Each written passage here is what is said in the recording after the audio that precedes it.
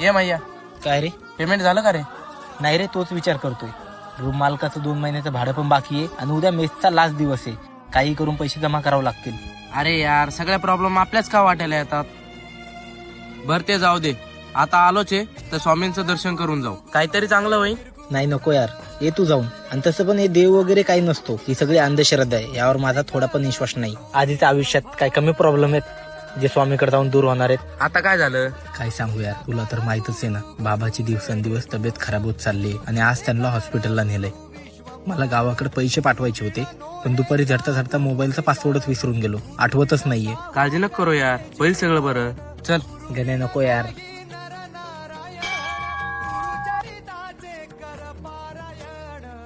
ह्यावर तर माझ्या मोबाईलचा पासवर्ड आहे 10-19-45.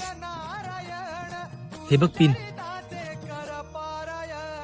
हाय, पैसे पाठवले. हो बाळा, आले पैसे. माहिती नाही कसं, पण देवाच्या कृपेने बाबाची तब्येत पूर्ण बरी झाली. करते तुला कॉल नंतर. हो आई. बघ, मी तुला बोललो होतो ना, स्वामींचं प्रत्येकावरती लक्ष असतं.